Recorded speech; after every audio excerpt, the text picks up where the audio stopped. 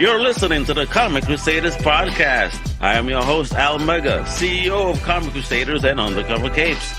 In this show, I'm sitting down with creators from all walks of life to talk about inspiration, process, the lessons they've learned, and a whole lot more.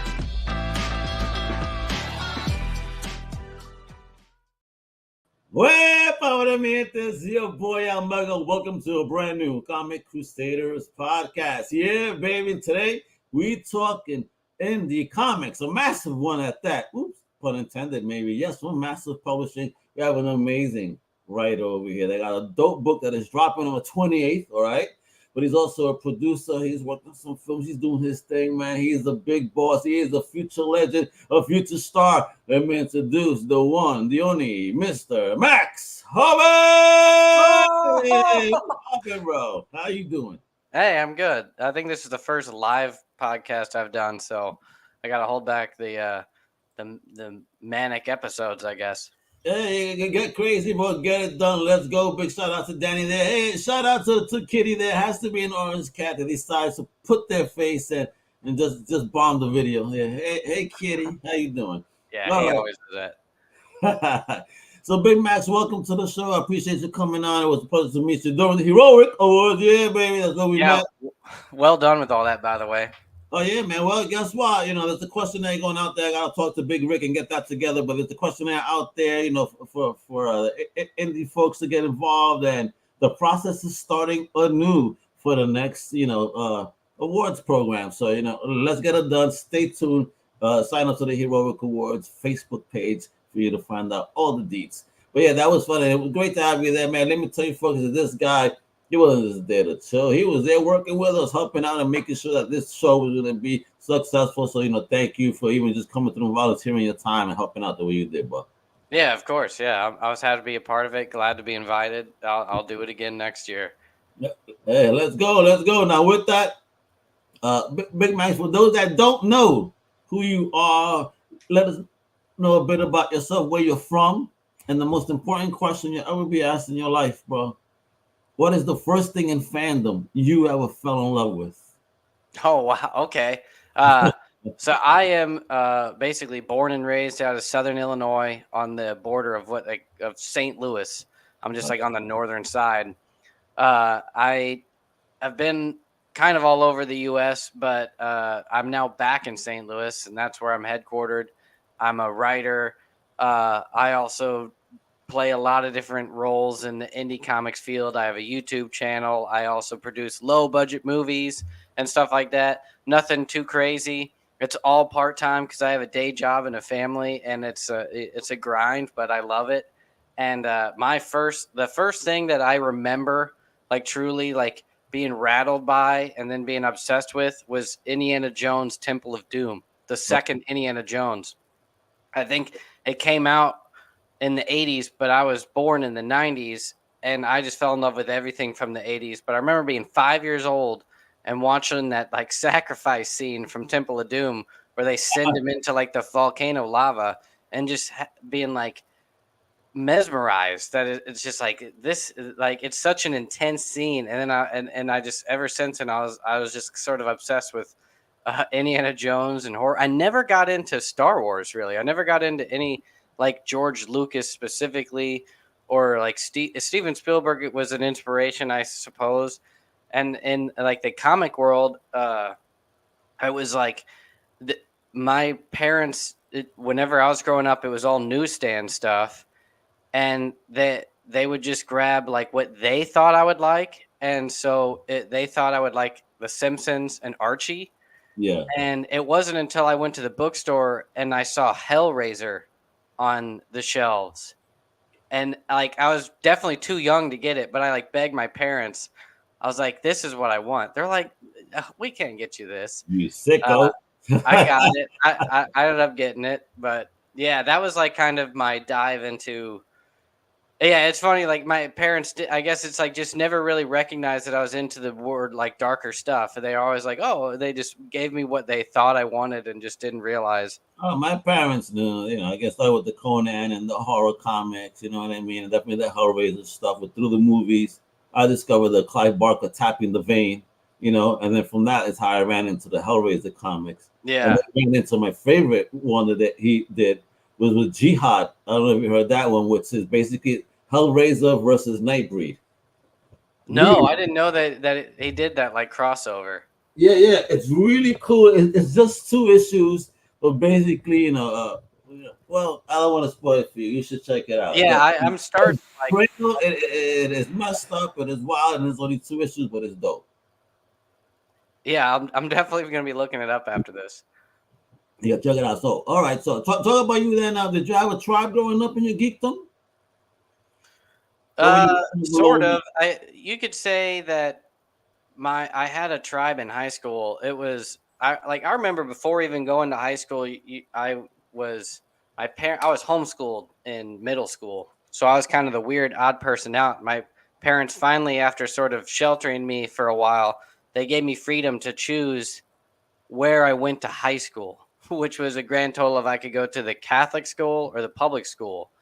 And I remember being like, I'm going to go to the Catholic school because they have a movie club. And Okay. then next thing I knew, they were like, yeah, we told you could go wherever you want, but we're actually going to send you to public school because we think that you've had too much sheltering for a while. So go out to public school. And I ended up forming, technically, there was a movie club with me, but I sort of, once I became older in high school and was like a senior, I reformed it to my own thing. And that sort of became my crew. Okay. It was like, they were mainly comedians. We didn't really mix with like the theater people. It was kind of like one guy wanted to make animation movies. Nobody was that into writing or comics. It was like there was people that were into sketches or like people that wanted to be film directors. It was kind of a weird odd bunch, and we did a little bit of everything. And then, but one of the main guys that was with me during that time, he actually went to a separate college from me, and we reconvened after like 5 or 6 years after we both. I kind of went to college and traveled the world. He sort of did the same thing, and we started writing together. And that's who Crow is, who's now a part of these series that I'm promoting now, Liquid Kill, and he's a part of my other series that was in the past that Eats What Feeds It. So he's kind of been my main guy, and that's why Hoven Crow Entertainment is like us together as like a writing duo.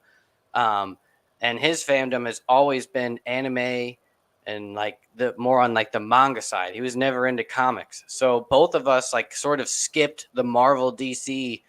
It was kind of like I came from the movie and more obscure and like horror background, and the comics I collected were basically made based off movie IP I liked and some independent stuff. And you're fine, I dig it. Yeah, I mean, there was great comic book stuff that's based off of movie IP. I mean, did you ever read the RoboCop run from back in the day? That was really pretty cool. You know what I mean? No, but I didn't. Yeah, another one that I didn't. I mean, they've done so many at this point that and especially back then, it was kind of like everything that came out. They were doing crossovers and stuff like that. Yeah, I wish they still did that kind of stuff. Lionsgate, I feel like, or someone was doing comics fair like within the past like 10 Legendary. years or something. Legendary is basically Legendary, yeah. in their IP, and actually that's how they're completing the Pacific Rim trilogy through a graphic novel that's on a Kickstarter now. So if you want to Yeah, know, they're still doing it then. Okay. yeah. Yeah, they're still doing the IP stuff. I mean, again, yeah, it's not as rampant as it used to be. It would be Yeah. fun, especially the humor ones that they used to do. You know what I mean? But hey, maybe that's why we have Max in the world to bring this type of stuff back.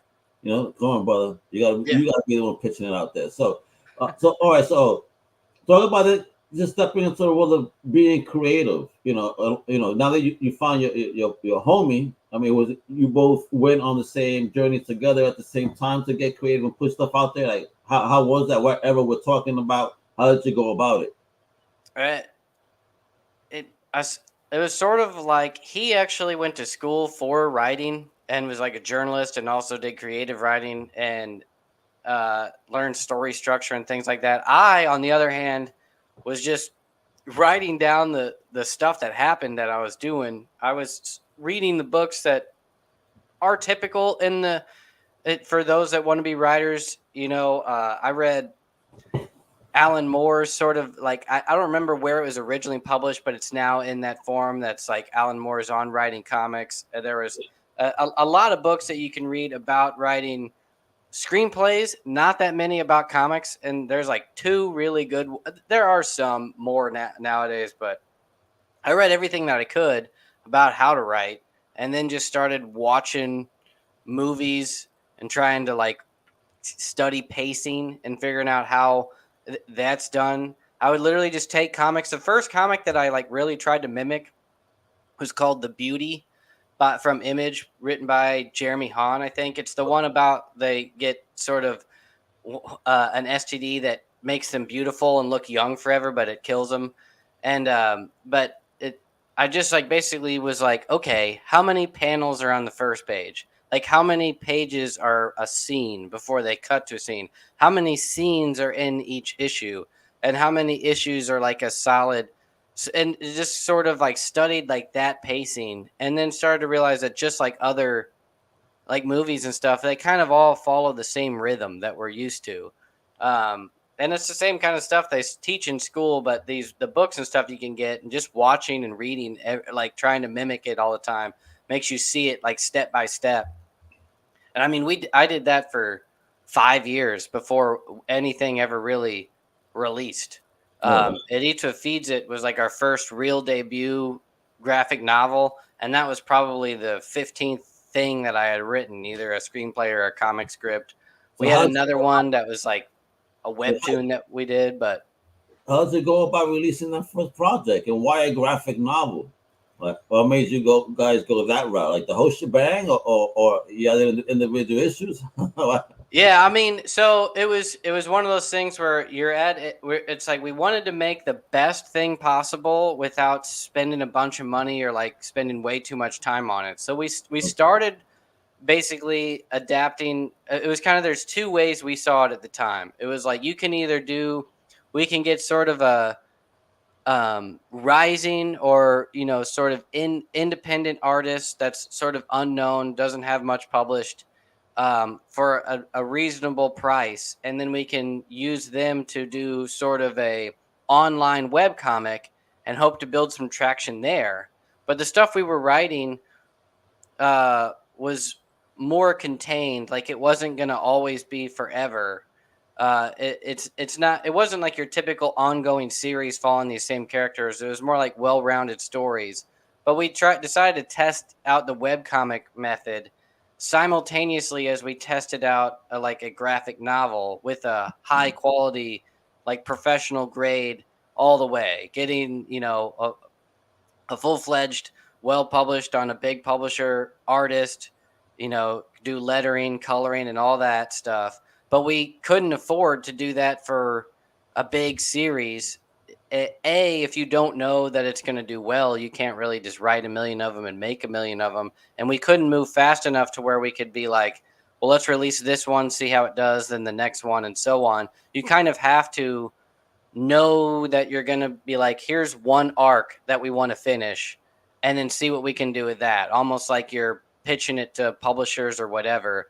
So we decided just to make that a short graphic novel and be like, that's sort of our debut, like great product, like to introduce ourselves, like here's what we can do, here's what we can write.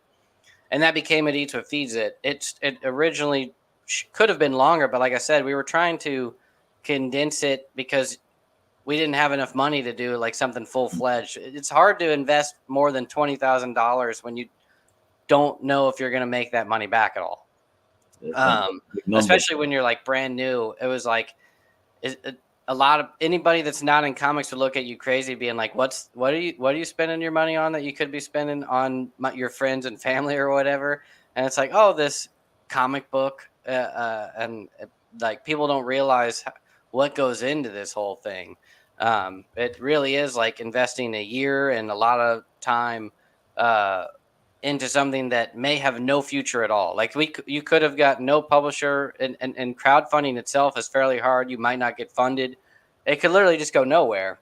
And so we spent a lot of time creating the best thing we could, and then figuring out how we were going to actually market it well enough to where we'd at least make our money back. And luckily it worked out, and that's why I'm here today, because we've now continued on to other series, and sort of that it worked in a sense that it put our names out there to where we're now considered established independent creators. Hey, established, baby. I love it. So now it's just easier in your journey. You Yeah. kind of understand the flow a lot, the rhythm of it. Yeah, and that's why I started the YouTube channel, because I made every mistake you can make along the way, and I wanted to show people, like, here's what you learn trying to go about this, and here's how the industry has changed, and here's why things are more difficult than you'd expect. And I was also at the same time, we were also trying to make movies and stuff, and you learn the same lessons that you spend so much time, like I was talking about earlier, of like trying to figure out how to write a great story and what makes it like a series work and a hit, and what makes the artwork and all the creative aspects. You spend all your time on that, and you just assume that when it's done, there's some kind of gatekeeper that, like, if you get accepted, it just goes through some kind of machine to where it then gets read by people and publishers love it and it becomes this sensation, and you just sort of reap the rewards of this great story. But in reality, it's like you have to, you're a part of the machine on the back end as well, the business end. And it's like, oh, and all that stuff can be learned as well, but it's the boring stuff that's not fun, the salesy part of things, and almost the gimmicky, to where it like it removes the magic of the story you wrote from it. And that's why so many people hate it. It's the same as like, writing music and then realizing you have to play the song every day over and over, to where you ruin your own music to play it for fans that have never heard it before, or a comedian have to tell the same jokes and put on the same smile. It's the same thing with like comics, to where like you think you're just one and done and it's this thing, but it's like you got to push it in order to get it to the people that love it. And now that's why you meet creators like that talk about, they're like, I'm not going to talk about Hellboy anymore. Like, I know y'all want that, but I'm on to the next thing. Yeah, I get it. I dig it. My man Max here is a boss. This is how he does it now. Talk to me. What led to this new project? Did something come before it? Is this part of an extended universe, or is this a brand new, part of the Hoven Crowverse over here? It's brand new, but we wrote it in the same way as many stories. Even Star Wars is an example of, it's an introductory story to one set of what would happen in the middle of a grander thing. So it's kind of like we had this universe in our heads, or we built it over the years. It's a combination of real life experience that I had working out at hotels out west. I was in like ski resorts and Yellowstone National Park, and I was at a hotel that served a lot of rich people. And you heard a lot of rumors about like rich elites doing weird rituals and stuff, and renting out whole hotels and having secret doors and all kinds of stuff that we sort of, Crow and I, combined into that story in a futuristic universe, to where there's evil going on in a mysterious hotel that's been around for centuries. It's almost like a castle. And then that story is within like one time period of a greater thing we want to tell, from the perspective of what are sort of the anti-heroes of this story.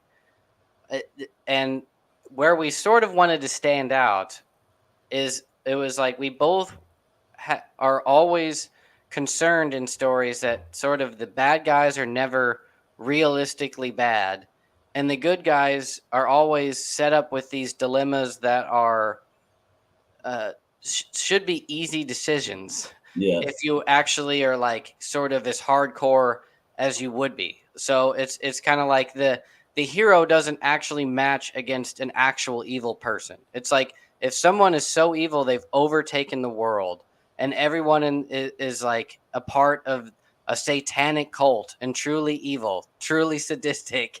And it's like the hero isn't just going to be like, they're going to have to go through major barriers in order to overcome it. And we're like, so whenever our lead characters are confronted with someone that gives them resistance, they are not going to give them any room to like even in movies to where they say their one liner of you can't mess with us, or whatever. Like they'll never even get that line out. They're going after it, and there's just nothing that can stop them until it's truly like an actual hardcore, whatever the term is, like a rock in a hard place or whatever. Like it's a physical and emotional like thing, a real challenge. So in order to do that, the main characters are sort of evil themselves, which is what built these characters of, and the Mongols, I believe, like the real Mongols used to, if one person gave up in a battalion, the leader of that battalion killed everyone in the team. Oh and, man. and then that leader, it was sort of, and then they would also, the armies they would defeat sometimes, the most evil of them they would recruit. Like if someone was super hardcore, they'd be like, you either die or join us. So it's kind of like these people are the same, where it's like, we kill everybody unless you're ruthless. You either join us as a slave or a fighter or whatever. And so Conan's story is, basically he was so ruthless when his armies would get caught, they take him in because he was the big brute. They're like, all right, we won't kill this guy. He's too big to kill. Yeah, and I think they took that from real life ancient barbarians, and so we had a lot of inspiration from that kind of stuff, and we just put it into a futuristic universe. You know what? Wait, before you continue, because we're saying so much. I have a trailer here, folks, so you can see first how pretty the book is. He could introduce us to some of these characters, and then we got the covers. One of them being a major exclusive. I mean, only 1,000, but we'll talk about that in a minute. Check this out.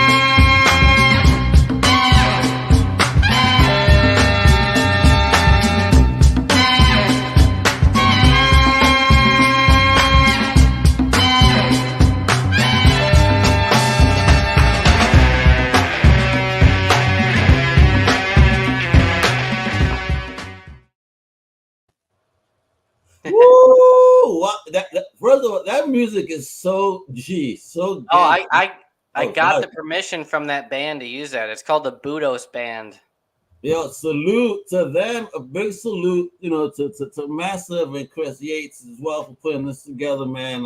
For real, to talk about this dope product. Now, you saw how dope that book looked. I mean, who are those ladies? Jeez, what's popping? My God. It looks brutal. It looks fun. Those colors are vibrant. I talk about this team that was put together for this beautiful project. Yeah, all the artwork and those covers that you saw in that trailer is done by Gabriel Umizark. It's spelled Iumizark, I think.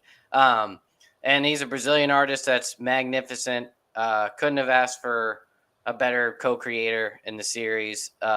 He did the coloring and the lettering as well. It's just him. It's basically like us as a writer and him doing the book. Wow. At one point, we were considering otherwise, but we stuck with it with his grand vision. Wow, crazy. I mean, and first of all those covers are dope. I mean, and then look at this, right? Oh, Dios mío, what? Look how sick this is, bro. That's the trade cover, also done by Gabriel. That is so sick, bro. So introduce me. Who's who on this cover? So that the front one, although she's sort of like a side character, her name's Xavier, the one with the 4 ponytails, but she has kind of the most appeal.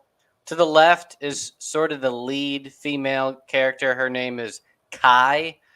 I don't want to give away too many spoilers, but they steal the names of their captors. All these women were slaves in their youth, and whenever they were freed from their masters, they took their masters' names. So Oh, they all have male names, or okay. sort of could be either one. Um, and then there's SS Locke, and then Matthias is sort of the commander. She's the one with the braided hair. Okay. Yep, it's a solid team. Uh, Hope they don't die.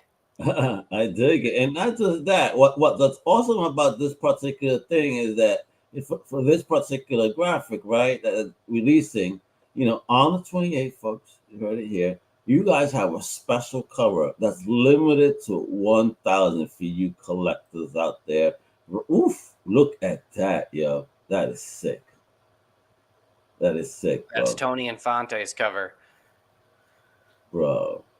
Talk about the selection of this cover, man. Shit. Who selected this cover? Who pitched it? How does it even come into play? It's gorgeous. Tony Infante is now well known in comics. He's done covers for other series. He illustrated other series with pretty much every major publisher. He's huge on Instagram, and he happens to be somewhat colleagues with Gabriel Umazark, our main co-creator. And we sort of just pitched him, or they were just talking about it, and he was like, and he offered to do a cover. So we snatched it, and we gave him some ideas, and he ran with it. And this is what That he came easy. up with. That easy. You make it sound so easy, Mac. Just make your own book. Don't you worry. You got this. Then years later, you're making more books. Hey, this guy just can't. He pitched it. Why not? Look at this. Yo, bless this energy. But what do you think is it about the energy here, the independent that creates such wonderful collaborative opportunities like what you're experiencing? It's all about like drive. It's almost like they say, fake it till you make it. If you have a vision that's clear, obvious, and you are try to be professional about it, people respond to it. I kind of went from nothing to just sort of willing my way to saying like, I have a good idea. Like got it's basically like once I had it, I just went forward and then said, who wants to come with me? And some people like want to just jump on that train. Like if they see the momentum going, they're like, I maybe I'll risk it, if as long as you have full like confidence ahead. I think it's like if you hesitate or if you like ask, like you also have to be like nice and pay people on time, I guess. But like a lot of it, I think, is due to just being like, I have this vision, I'm going for it. Who's coming with me? And then it's just like trying to invite the cool kids to a party. Like once one person hears about Sally's there, and then her crush hears that so and so's there, everybody's like, well, I want to join the party, and then it's easier to get more people on board that way. Gotcha. I love it. So this book says Volume 1. Max, what's popping, bro? Are we getting more Liquid Kill? Are you going in for more kills? What's going on? Yeah, you are, and in fact, they're soliciting that. I believe now, if not next month, for Volume 2. Basically, like right as the trade for Volume 1, either the same month or the very next month in October, we're gonna have the Volume 2. So issues 7, 8, 9, and 10 of the same arc are also. Oh, wonderful. You're continuing, not restarting with another mini. Okay, Max, I'm becoming a fan by the second. So what's up? I mean, how many issues do you have in mind? So far. If the momentum keeps going, the story that follows these main girls will go 15 issues. Okay. And then we have a subsequent story arc that follows just one of these characters and another story of another time period. Will it continue as part of the main one? It'll be sort of an origin to that character. Okay.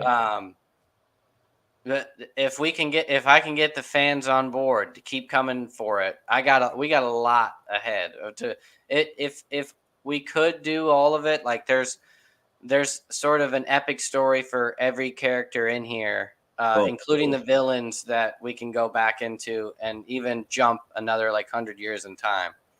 Oh, that's great. I can't wait. I mean, and talk to me about Massive. How's your experience been with Massive? They are, kind of a fairly new publisher, it came out through Whatnot, right? So, talk about, why choose them and bring Liuid Kill through them.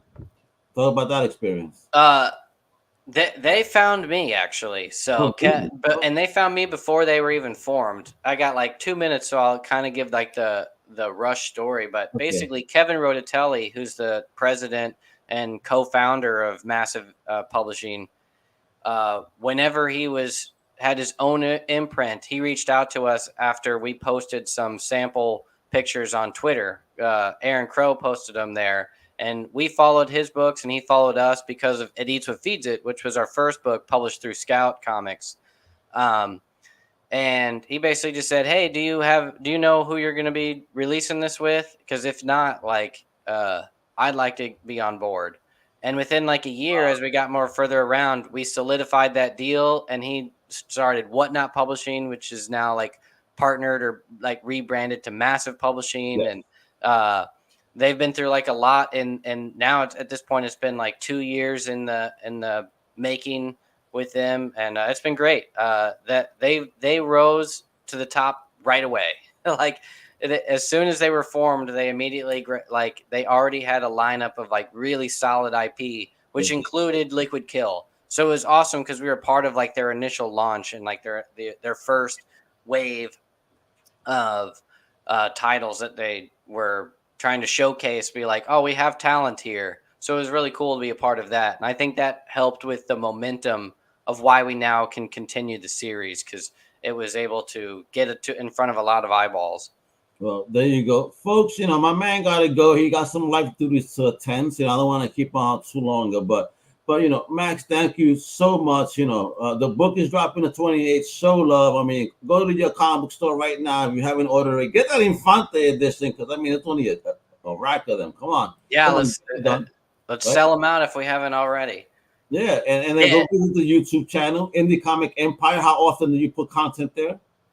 I try to do at least once a week, but I've been slacking lately. Life has gotten to me. I'm like down to like 1 or 2 a month. Hey, the kids are back in school. Now it's back to business. Let's go. Right. All right. Well, it's been great. Thanks for having me on.